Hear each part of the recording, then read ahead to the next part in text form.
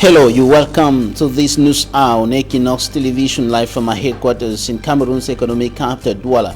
I am Babla Jonathan. In our top stories in this edition of the news, some inhabitants of Nkwen in the Bamenda 3 subdivision take to the streets protesting against atrocities committed in that part of the northwest region of the country by soldiers and non-state armed groups. The protest was ignited by young people led by the son of a man recently shot down or killed by a bullet. And out of the country, tensions erupt between Chad and the Central African Republic, and the Central African Republic's Minister of Communication and the media says his country decries the killings of citizens of the Central African Republic and Chad, and adds that his government is ready to work with the government of Chad to restore peace.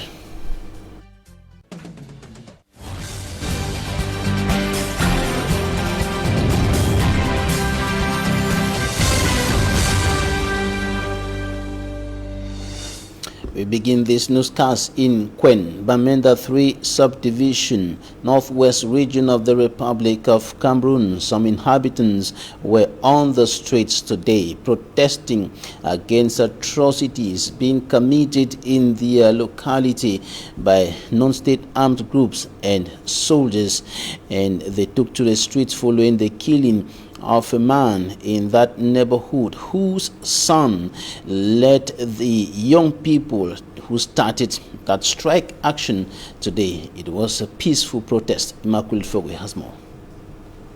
A peaceful protest march led by a 10-year-old boy ongoing in Nkwen, Bamenda 3 subdivision, northwest region. They are protesting against the activities of separatist fighters in their land. The protest sparked off following the news of the death of Pa Atang at the Bamenda General Hospital on Saturday. According to the protesters, Pa Atang was shot by separatist fighters in Bifi quarter in Nkwen on Wednesday after being accused of allegedly criticizing the activities of separatist fighters in his bar. Protest championed by Pa Atang's 10-year-old son, who was holding his father's picture, was closely observed by state security. The angry youths marched from Nkwen to Foya and Bafut, expressing their discontentment. According to the protesters, another protest will be held in the days ahead, but this time around with the corpse of Pa Atang before he is buried.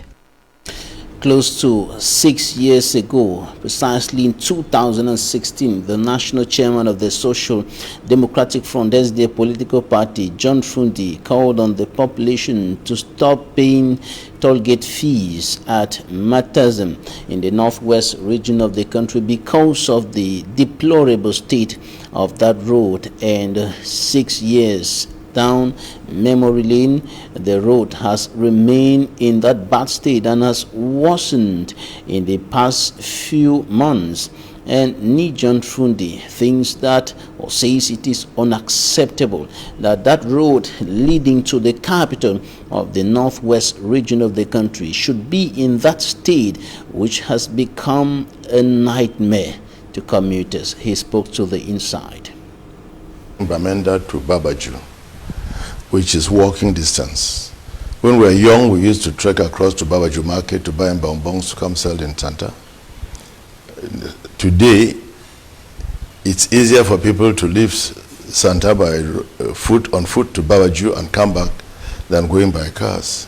And it's on the heels of this that we had to call on people not to pay the toll gate at Santa. And thank God that the governor of the Northwest saw with us and also supported what we did, and the toll gates takings in Santa were stopped. Otherwise, you cannot leave Yaoundé coming to Bamenda, sometimes either with a corpse or with a sick person. You come and sleep again in Babaju. Or you leave Bamenda, you are coming to Yaoundé here, or going to Douala or anywhere in the southwest or wherever. just from Santa, you come again, sleep in Babaju. This showed the mismanagement of the toll gates. The SDF's idea, the toll gates was a program of the SDF, which we called that roads should be built, toll gates put. The monies collected from the toll gates should be used in maintaining the roads. But instead they use these monies, people have embezzled, it's gone in different directions. The insecurities might have contributed. They might have contributed, which is true, they contributed. But if they had finished the road when it was scheduled, the insecurities couldn't have met it. Because when they were almost finishing the road, they stopped it halfway and got the money to finish the Kribi deep sea port. And because of that, the insecurities heightened and things degenerated up to where we are now. But if the monies were used for the purposes for which they were bent, I think we would not be going through the nightmare we're going through now. Still on the country's road networks, Ni John Frundi, chairman of the Social Democratic Front, decries failed promises made by the President of the Republic, Paul Biya, concerning the ring road in the northwest region of the country. Take a listen to him.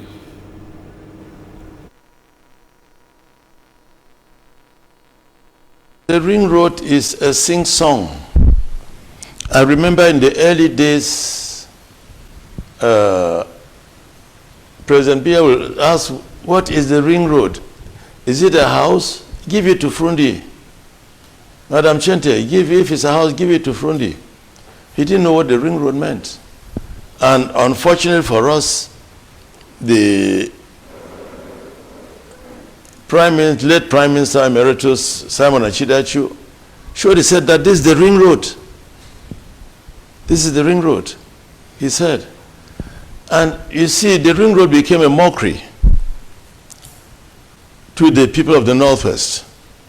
Because the Northwest, the North-Southwesterners had their PWD days, that on the Earth Road, the PWD workers were maintaining the road in the rains.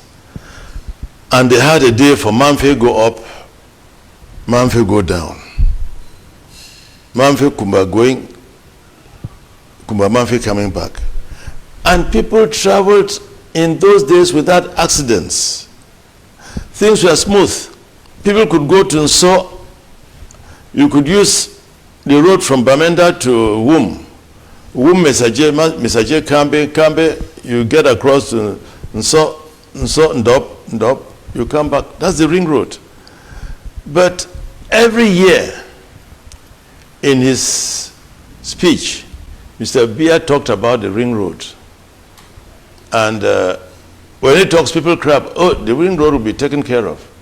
They clap this year. Next year they clap. The next year they clap. The next year they're clapping. I asked myself in those days, are we Cameroonians a clapping population? Clapping in the face of that idleness.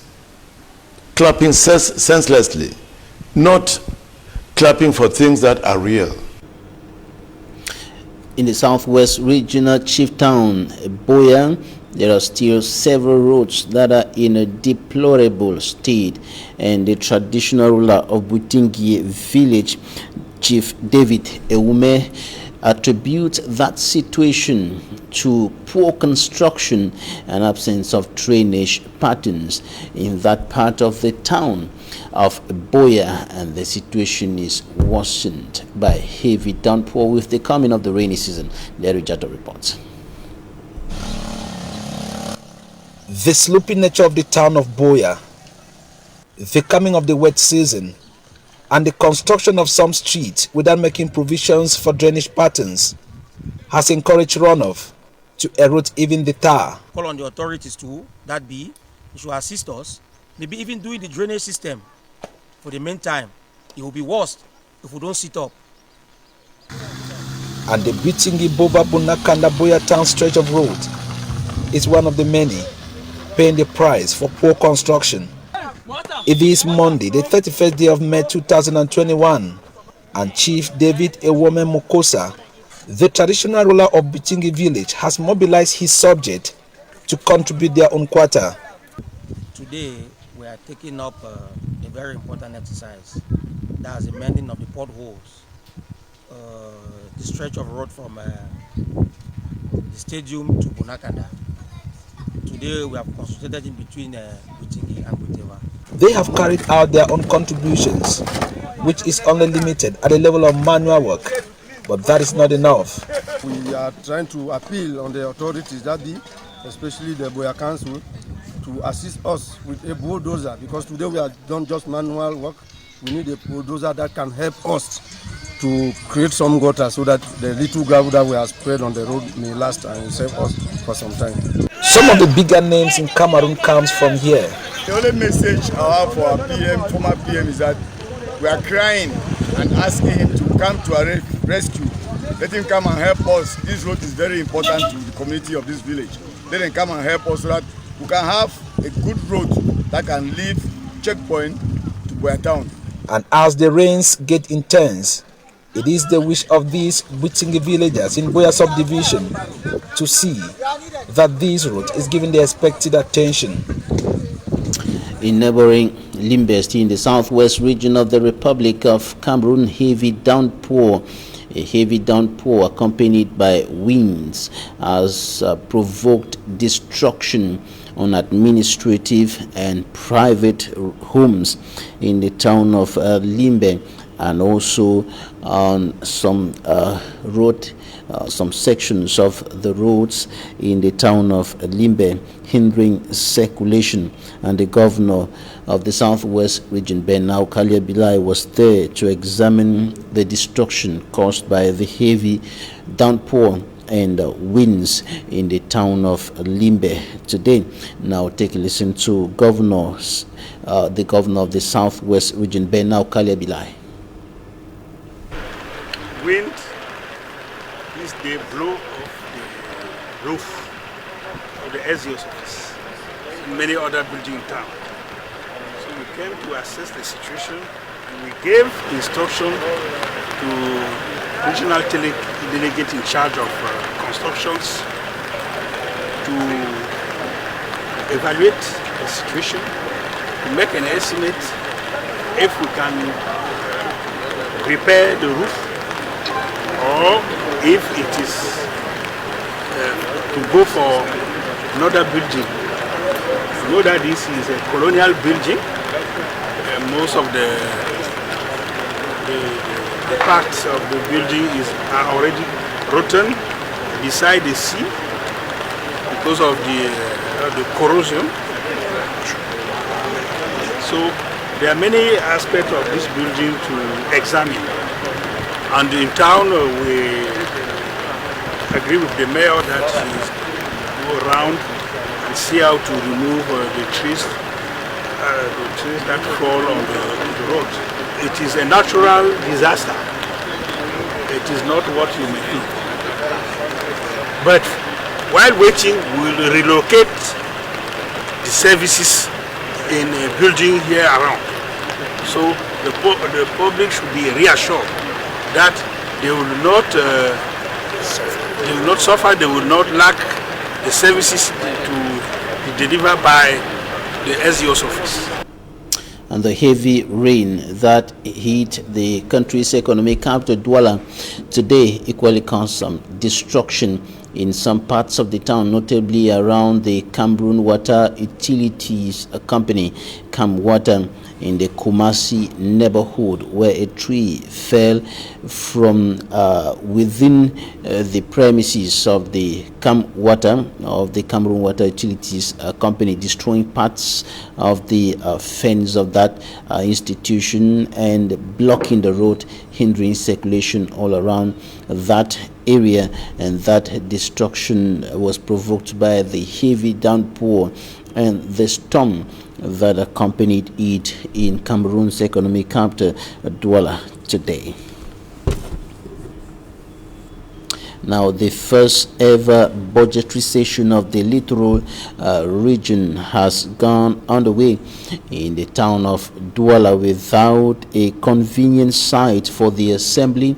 The session is holding at the town hall in the Aqua And of course, the main issue on the table is to vote the first ever budget for the littoral region. For me, Armstrong Sander has more. The first ever ordinary session of the Littoral Regional Assembly opened at the Salde Fed in Akwa Douala, away from their main building in the Bonajo neighborhood of the city. The session extended to the public as per the laws fixing regional council sessions in Cameroon, saw the participation of other economic, political, administrative and socio-cultural stakeholders of the littoral region. Declaring the session open, the Littoral Regional Assembly's Executive President Banlock Polycarp said deliberations will be centered on scrutinizing, voting and the adoption of the region's first ever budget. Reaffirming trust in the 90 delegates of the region, Banlock Polycarp said the dynamism of the littoral region, the economic strength and the strategic position of the region will be their guiding principle in deliberations. I call on all of us to positively engage for the development of our region. This is part of our mandate and part of our responsibility. After assuring the general public of the littoral region that the doors of the sessions are open for any positive contribution, President Banlock Polycarp paid homage to some of the delegates who died even before their first ever session of the Regional Assembly. They include His Majesty Dika Shah David of the House of Chiefs of the Littoral Region and Mokoko Soso Victor, delegates from the Vuri Division. Sitting for the central government, the governor of the Littoral Region, Samuel Jodone Ivahad Dubois, said the holding of the first ever session marks the beginning of field work for the council and also a proof of practical will on the part of the government of Cameroon. The session that opens today demonstrates the vision that the government has for the operational phase of the regional council. It signifies the effective start of activities. He says deliberations should remain within the spirit designed by President Paul Biya. At the beginning of the mandate of greater opportunities, the President has opted for the implementation of tough measures to enable local councils and regional authorities to effectively harness democracy, development and the fight against poverty at the local levels. The 90-man Littoral Regional Assembly will be on session for 3 days to vote its first ever budget. The first ever practical budgetary session of the Regional Assembly comes 6 months after an elective session on December the 22nd, 2020. News out of Cameroon. The Economic Community of West African States, ECOWAS, has suspended Mali from the organization over tensions and political maneuvers going on in that country, while tension erupts between Chad and the Central African Republic. And in a statement, the Central African Republic's Minister of Communication and Media decried the killing of citizens of both countries. Smanjikan Gabriel has more. A time when the Constitutional Council has declared Colonel Assimi Goïta as the transitional president of Mali, the Economic Community of West African States, ECOWAS, in an extraordinary summit that took place Sunday in Ghana, has suspended Mali from the organization, saying a civilian prime minister must be appointed and the country should form an inclusive transitional government. During the extraordinary meeting, the members of ECOWAS also asked Mali's led military government to organize an election latest in February 2022 after an 18-month transitional period. ECOWAS warns that more sanctions will be levied on Mali if they don't respect the decision in the extraordinary summit that took place in Ghana. France, on its part, says they will soon remove their troops in Mali should things go differently. Emmanuel Macron says they will not continue to side with a country that doesn't want to practice true democracy. Colonel Assimi Goïta, on his part, says the action is in line with what the Malians wanted.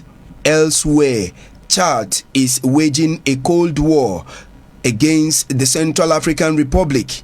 This comes after some troops of Chad were assassinated by alleged forces from the Central African Republic. According to a media release from the Minister of Foreign Affairs, African Integration and Chadian based out of the country, the Central African Republic forces attacked on Sunday, May 30, a post at Suru in Chad's territory, which is not far from the Central African Republic's border with Chad. The assassins, who were well armed, killed a Chadian soldier, wounded 5, while 5 were kidnapped. The 5 were later killed in Central African Republic. Chad has condemned this latest attack, but they are still expecting a response from the Central African Republic. And in a statement from the Central African Republic, the country's Minister of Communication and Media decries the killing of citizens and citizens of both countries. He says the government of the Central African Republic is ready to work with the Chadian government in view of restoring and consolidating peace between the two nations and the Central African sub-region, according to the press statement signed by the Central African Republic's Communication Minister Ange Maxime Kasabi. Delegation of government authorities from his country is expected in Jamina in the days ahead. That's it for the first part of this newscast. Talking Point is up next.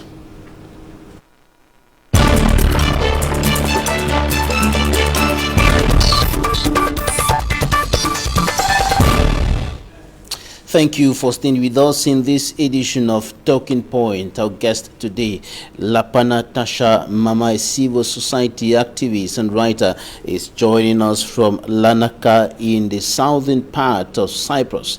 You're welcome. Thank you, Mr. Babila. Reaction on the deplorable state of the Bamenda Road.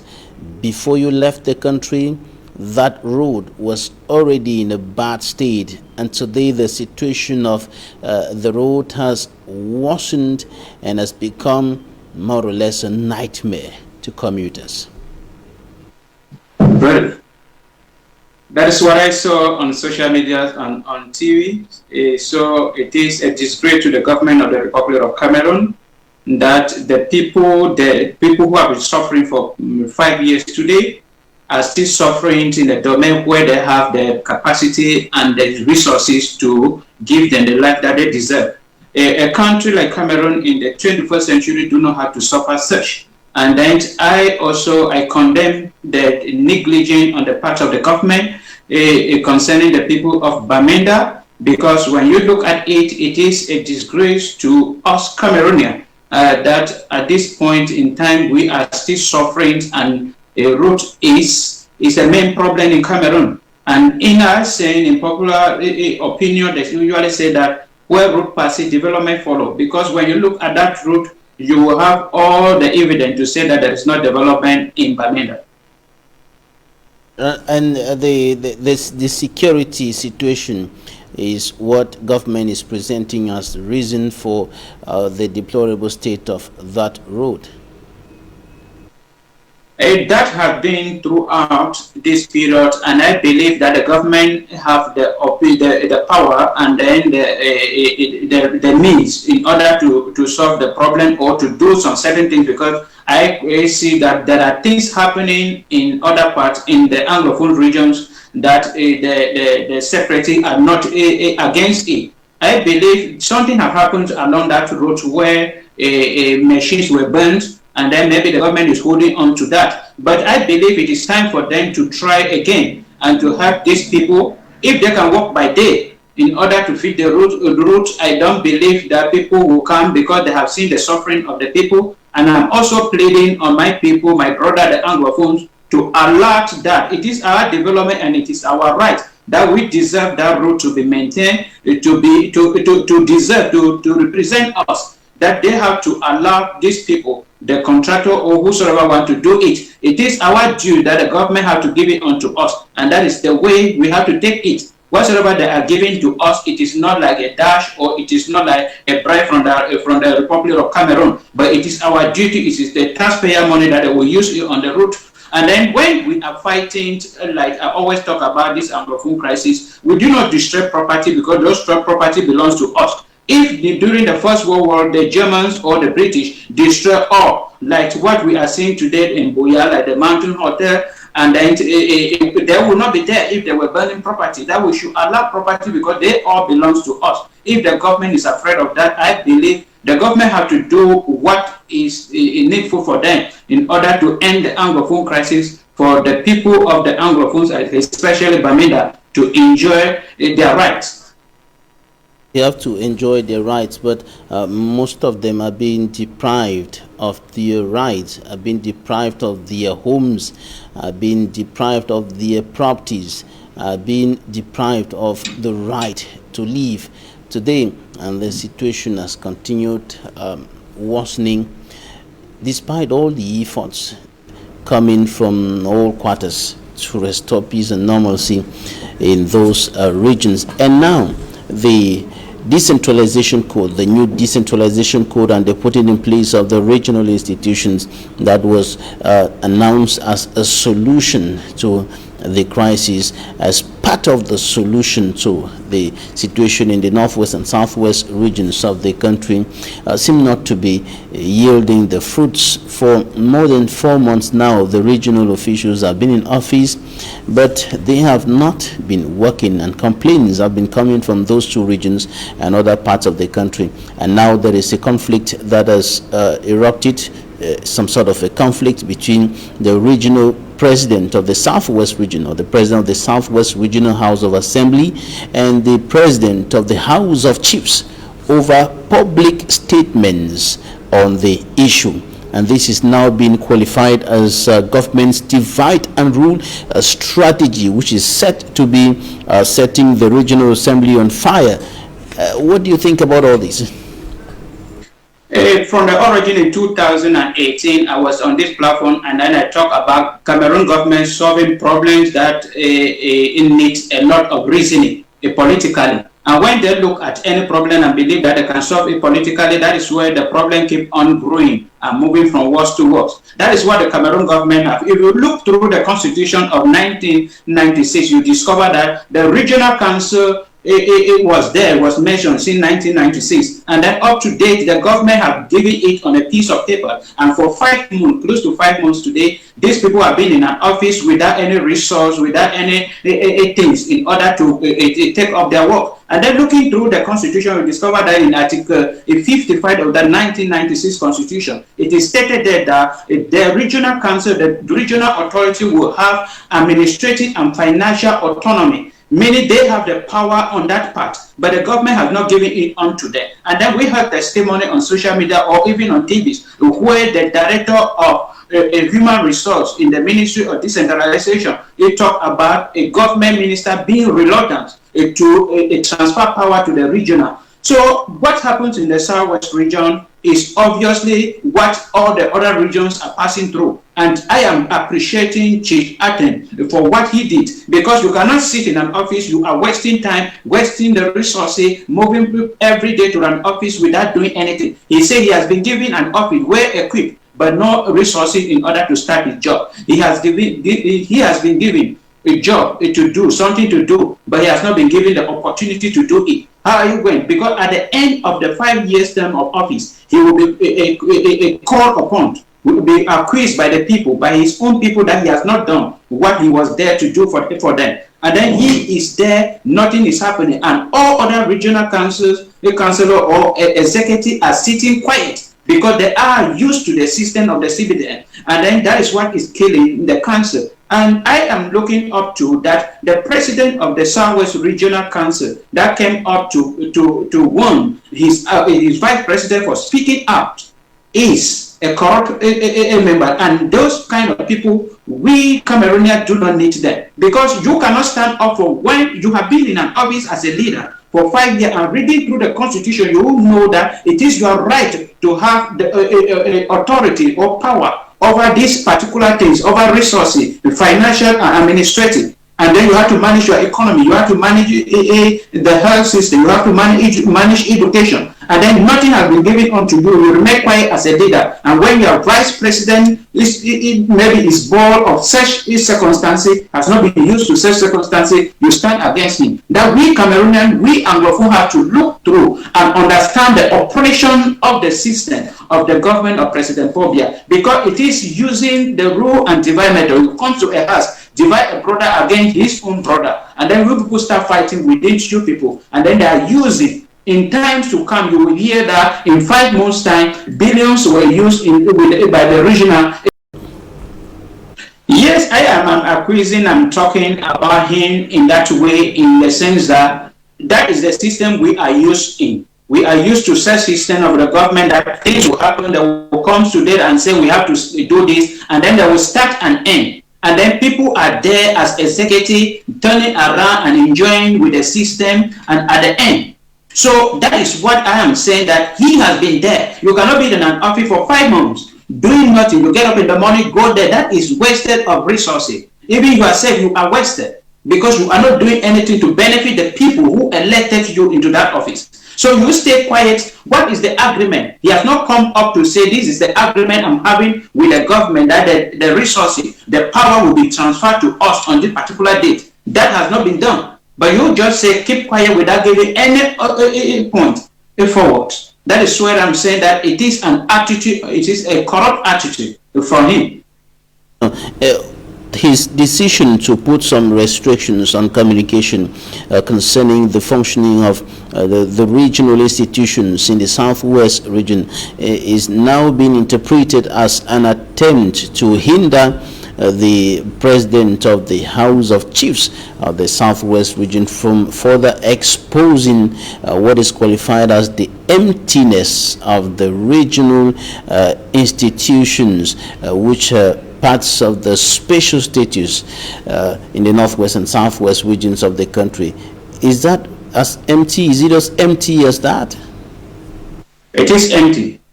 It is empty because there is nothing in that. Because first of all, when they talk about, when you look through the constitution, reading through the regional council, you discover that it is not of any, because they say it is in Article 56. It's talking about transferring authority in some aspects.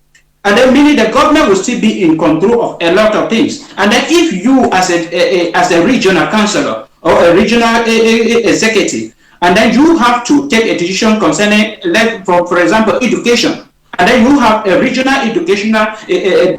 delegate of education in that, you also have to see the opinion, and from him you have to move up to the governor, from the governor to the minister of education, in which everything will boil down to Yawande. And that is what I'm saying. It is empty because, first of all, he is a member.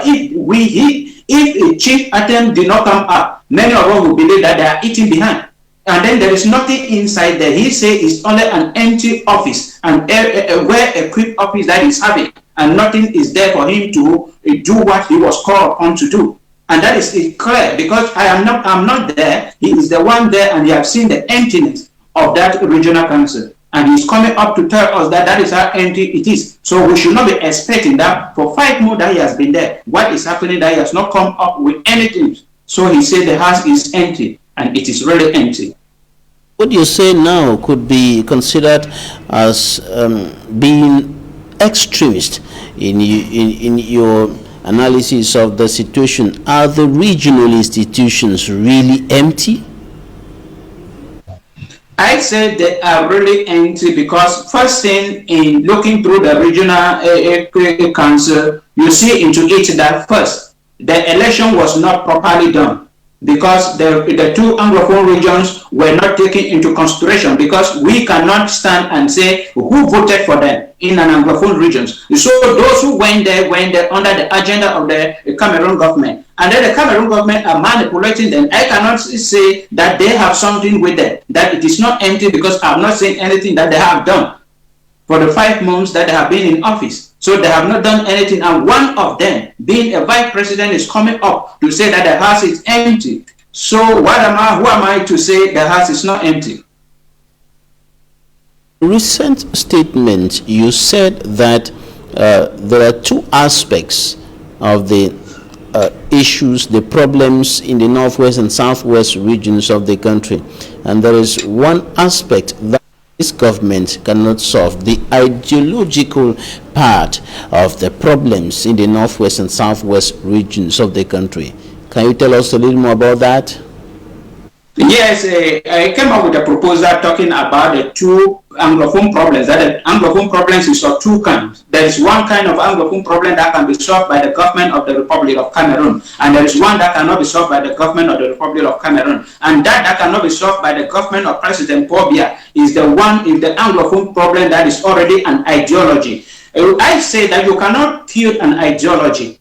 President Paul Biya and the military of the Cameroon government that are using the taxpayer money in order to believe in that one day they will destroy all the Ambazonia fighters. I am saying that that is already an ideology. An ideology can only be destroyed by change of mentality, positive change of mentality. And those who can give that positive change of mentality to those guys who are there in the bushes, in killing and fighting for their freedoms, they are the leaders of the Anglophone. The leaders of the Amazonia, they are the ones that can give that a change of mentality, that can change that ideology. So President Paul Biya should stop wasting the taxpayer money in solving that problem. And then I say that they cannot kill all the Amazonia fighters, because many are joining it out of anger, many are joining it out of revenge, many are joining it out of frustration, many are joining it out of anger. And all these things are coming together, and you are seeing that every day these guys are increasing and increasing in number. But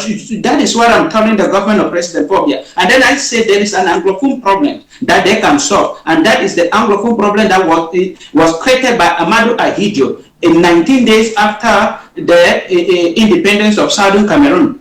And then it concluded in 1972. And also President Paul Biya partake in it in 1984 by changing the name from United Republic of Cameroon to a Republic of Cameroon. That is the problem President Paul Biya can solve by calling back the former constitutional conference, where the Anglophone speaking Cameroon, the Anglophone Cameroon will go and sit and talk about it. On the first aspect, are you saying that the reconstruction, all the work that is being done by the National Commission on the Promotion of Bilingualism and Multiculturalism, all the peace crusades organized here and there, and even in those two regions by top administrative officials, including the Prime Minister, Chief Dr. Joseph John Gute, and others, cannot change the mindsets of those who have already integrated that ideology of secessionism, that ideology of division. Are you saying that all these efforts cannot go a long way to change those mindsets? It cannot. That all those activities cannot, because we are seeing a recent video coming up that they have spent, the Commission for Reconstruction of the North and the Southwest region has spent, I think it's 12 billion already. I don't know exact figures, but they have spent some billions already. And then if you ask everybody in these two Anglophone regions where the 12 billion has been spent, nobody will explain to you where the 12 billion has been spent. That is something, anything coming from the government. I say it in 2018, that anything coming from the government, nobody in an Anglophone region believes in it. And then I am telling them that those things are wasted of resources, wasted of money. Military are dying every day. Those are children. Those are people husbands. Those are people children. They are dying every day for things that you cannot solve. That all the things, whether you move from one place, if people don't believe in you, they can never trust you, and they cannot change their mentality because of you. So I'm telling them that these guys believe only in the leaders of the Amazonia, and they are the people that can change their mentality. When you say that the people of the two English-speaking regions of Cameroon do not believe in anything coming from the Yaoundé administration, isn't that hyperbolic? Isn't that some sort of gross exaggeration? What exactly are you saying? Are you saying that the government has lost everything in those two regions, even its credibility?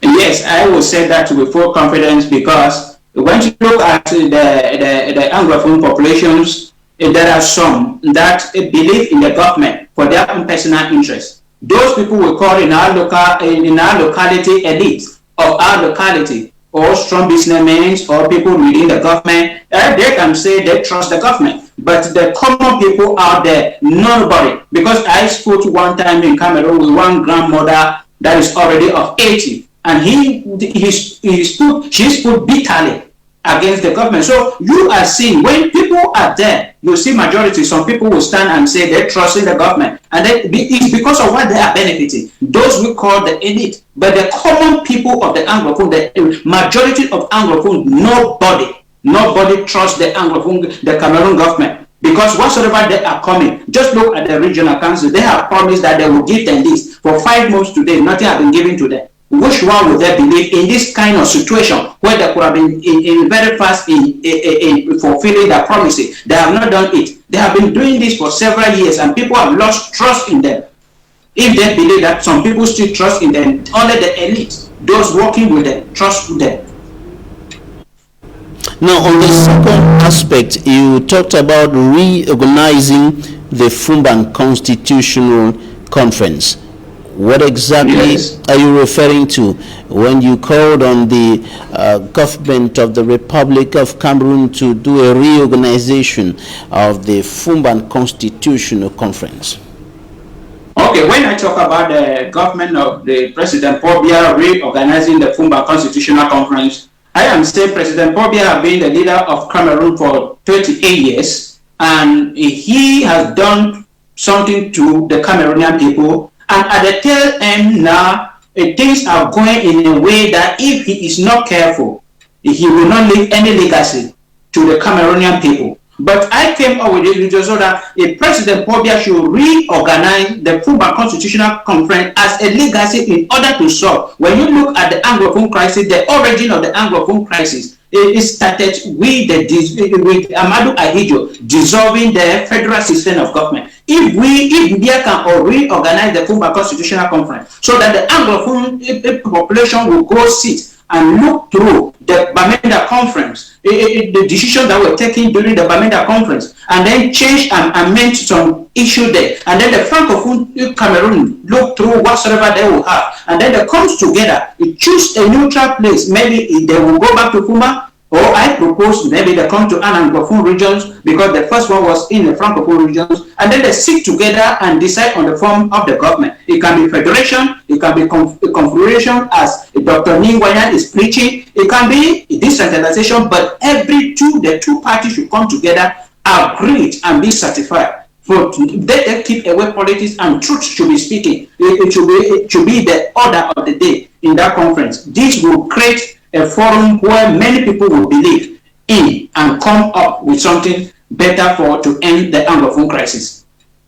Right. What should be the format of this other meeting which you're proposing?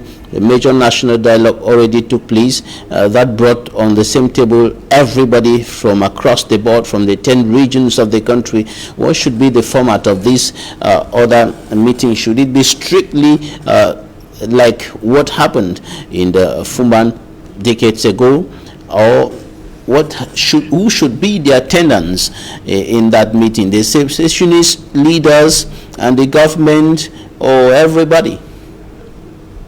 I would say everybody. The major national dialogue that took place in Yaoundé, I do not consider it, because it was an invitation. It was a party invited by the government of the Republic of Cameroon. He invited those he trusted, those he believed in. Because if I was expecting to see people like Ayuk Tabe Seseko inside there, because those are the foundation and the pillar of the Amazonia. Those are the people with the original ideas of the separation. They were supposed to be there. So what I'm talking about, the Kumba Constitutional Conference, is for everybody to be there. Meaning the leaders of the separation of the Amazonia should be there. Trustworthy Cameroonian Anglophones should be there. And then everybody should come together and sit. Representatives, not the kind of representative we are having in the National Assembly where they are just sitting and looking places, but trustworthy Cameroonians should sit to come together. But the leaders of the Amazonia, all of them, whether being abroad, being in prison, wherever they are, should come for the conference. They sit together and decide how the form of government will look like. Yes, if you were to be part of that meeting, what would you suggest as far as the form of the state is concerned? If I was to be part of the meeting, I would propose federation, because many countries like United States of America, Nigeria beside us, they are under federation, and then we are seeing their problem. Their problem is not because of the form of government. Their problem is a natural problem that has to happen in. But I propose federation because, yes, that is what started. That is the union that it was between the French Cameroon and the British Cameroon. And then they came together and formed a federal system of government. And if the problem today is because the federal system of government was cancelled or was destroyed, then let's go back to that federal system of government in order to see how things will stand up for better Cameroon. Lapana Tasha Mama, civil society activist and writer, joining us from Lanaka in the southern part of Cyprus. Thank you for your time. Thank you very much, Mr. Babala. Thanks, ladies and gentlemen, for staying with us. That's it for today. Equinoxe Thanks.